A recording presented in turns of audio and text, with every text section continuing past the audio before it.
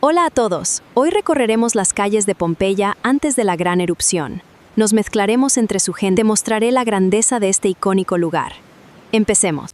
¿Qué estaba haciendo la gente de Pompeya la mañana del 24 de agosto del año 79 después de Cristo? La última mañana normal de sus vidas. ¿Sabían que iban a morir? ¿Había señales?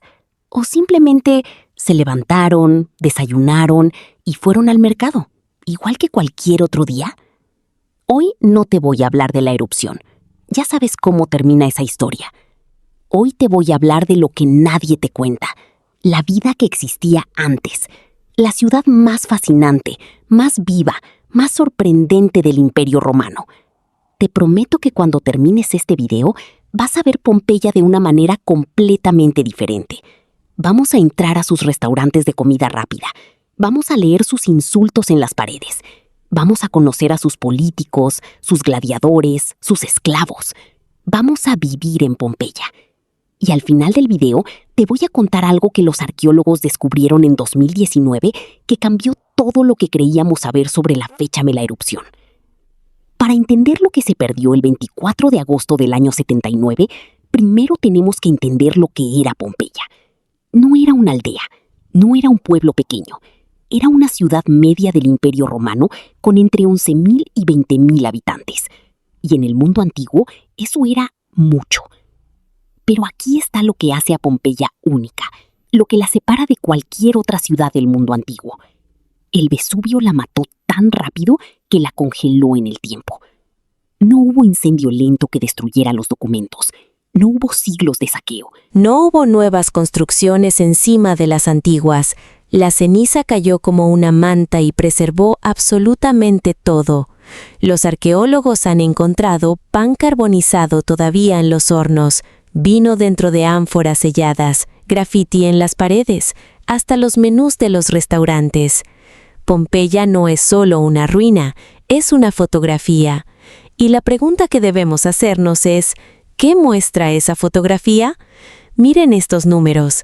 1.500 establecimientos comerciales identificados, más de 11.000 inscripciones en paredes, 3 teatros y anfiteatros, más de 30 panaderías, al menos 20 burdeles registrados y un sistema de agua corriente más sofisticado que el de muchas ciudades europeas del siglo XVIII.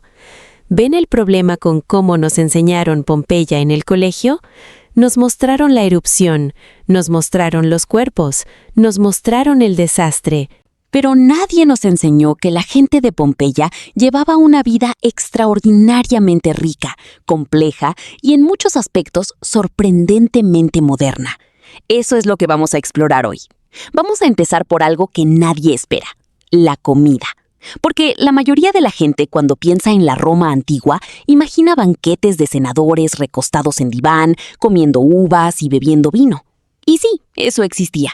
Pero la realidad de la mayoría de los pompeyanos era mucho más parecida a pedir una hamburguesa en una ventanilla. En Pompeya había más de 80 establecimientos llamados Thermopolia, en singular Thermopolium, y eran básicamente el equivalente romano de un puesto de comida caliente. Tenían un mostrador de piedra con agujeros circulares donde metían ollas de barro. Dentro de esas ollas, estofados, legumbres, vino caliente, salsas. Y aquí viene lo fascinante. En 2019, y esto es el dato que te prometí al principio, los arqueólogos excavaron un Thermopolium en la zona de Regio 5 de Pompeya. Y dentro de los recipientes encontraron restos orgánicos perfectamente analizables. ¿Saben qué estaban sirviendo ese último día? Pato, cerdo, cabra, pescado y caracoles de mar. No era comida de pobres, era un menú variado con proteínas de buena calidad. La gente de Pompeya comía bien. Y además, el análisis de los huesos encontrados en la ciudad muestra que incluso los esclavos tenían acceso a una dieta relativamente variada, con proteína animal varias veces a la semana. Esto nos dice algo importante sobre Pompeya. Era una ciudad próspera. Una ciudad donde la gente de clases medias y bajas tenía acceso a servicios, a comodidades, a una vida urbana activa. No era una ciudad de miserables esperando morir. Era una ciudad llena de gente que quería vivir. Ahora bien, ¿quiénes eran exactamente esas personas? ¿Quién vivía en Pompeya? La respuesta te va a sorprender, porque Pompeya era muchísimo más diversa de lo que cualquier libro de historia te ha contado. Llegamos a eso en un momento. Fileros es un eunuco. Virgula a Tercius. Eres repugnante. Quienes lean esto serán maldecidos. Hay más de 11,000 inscripciones encontradas en las paredes de Pompeya. Y leerlas es como abrir un portal directo a la mente de la gente del siglo I. Porque no son inscripciones oficiales, no son decretos del Senado. Son lo que la gente escribía cuando estaba aburrida, enamorada, borracha o furiosa. Hay declaraciones de amor. Amo a una chica de ojos de color miel, pero si no me quiere, Cupido me ha clavado su flecha y yo seguiré amando. Primigenio, vote por Gayo Julio Polibio para edil. Es un buen hombre. Hay filosofía de taberna. Un saludo a quien lea esto. Y hay insultos absolutamente creativos que no voy a repetir en este canal. Pero si buscan graffiti pompeyano en internet, prepárense. Pero más allá del humor, estos grafitis nos revelan algo crucial: el nivel de alfabetización en Pompeya. Para que haya 11,000 inscripciones en las paredes, escritas por gente común, no por élites, tiene que haber una población que sabe leer y escribir a un nivel funcional. Los historiadores calculan que en Pompeya la alfabetización era sorprendentemente alta para el mundo antiguo, posiblemente entre el 20 y el 30% de la población total, y significativamente mayor entre los hombres libres urbanos. Y esto nos lleva a algo que me parece profundamente humano.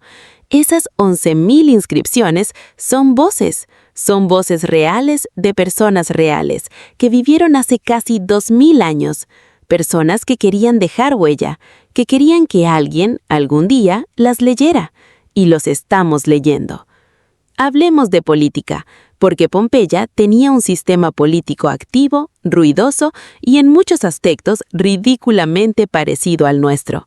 La ciudad tenía 2 magistrados principales llamados duumviri, elegidos cada año por los ciudadanos masculinos libres. Y para llegar a ese cargo había que hacer campaña. ¿Cómo se hacía campaña en Pompeya? Con grafiti electoral en las paredes. Los arqueólogos han encontrado más de 2,800 anuncios de campaña pintados en las fachadas de los edificios. Los panaderos piden que voten por Gayo Julio Polibio. Los muleros piden que voten por Gayo Julio Polibio. Este señor tenía muchos amigos. Las chicas de la taberna de Astilus piden que voten por Trevio. Hay incluso un anuncio que dice «Vatia para edil». Los borrachos nocturnos, los durmientes tardíos y los holgazanes le piden el voto, lo que significa que o Vatia tenía un sentido del humor extraordinario o alguien estaba saboteando su campaña. Pero detrás del humor hay algo importante. Pompeya era una comunidad política activa. La gente participaba. Los gremios, los panaderos, los fullones, que eran los lavanderos, los pescaderos, tenían poder colectivo y lo ejercían. No era una democracia perfecta. Las mujeres no votaban, los esclavos no votaban, los extranjeros sin ciudadanía no votaban. Pero dentro de ese marco limitado, Pompeya era una ciudad donde la política era un asunto vivo, callejero, cotidiano. Ahora, antes de seguir, necesito contarte sobre un grupo de personas en Pompeya que los libros de historia casi siempre ignoran. Un grupo que fue fundamental para el funcionamiento de la ciudad, pero cuya historia es al mismo tiempo la más fascinante y la más trágica. Les hablo de los esclavos, y lo que la arqueología ha descubierto sobre ellos en los últimos años cambia todo.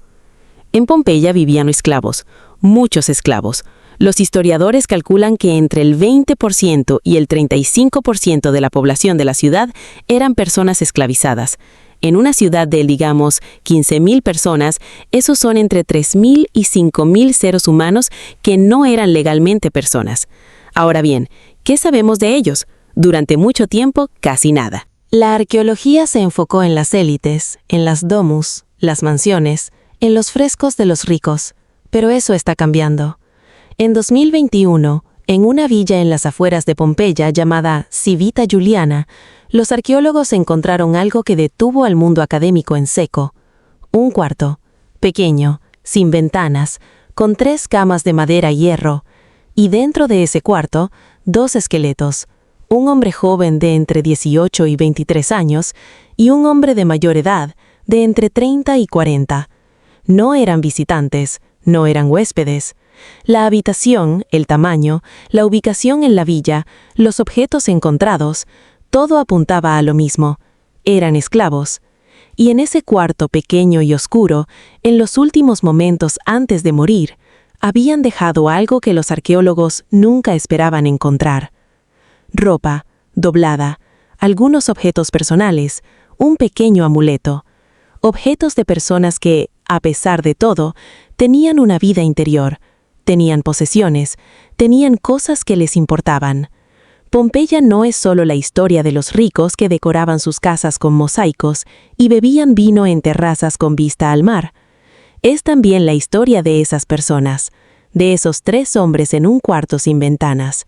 Y si no los incluimos en el relato, no estamos contando la historia completa. Y ahora llegamos a la pregunta que muchos de ustedes tenían desde el principio.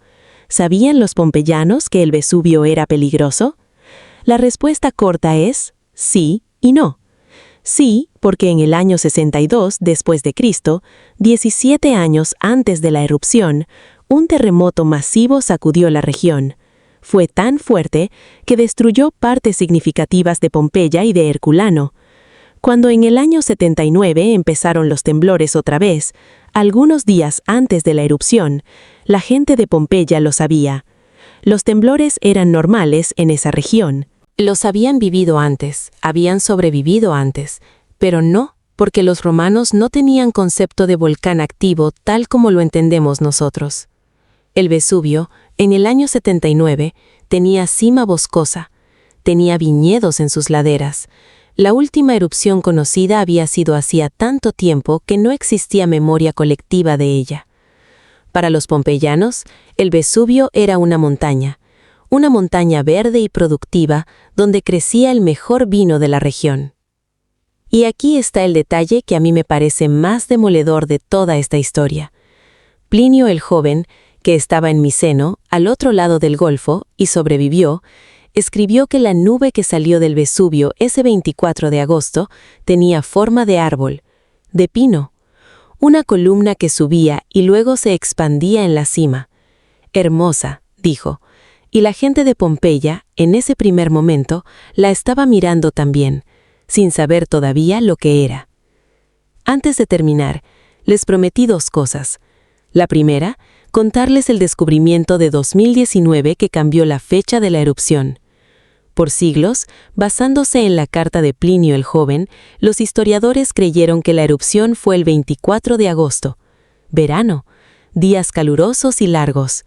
Pero en 2018, los arqueólogos encontraron en Pompeya un grafito en carbón que se deshace en meses, que llevaba una fecha, el 17 de octubre.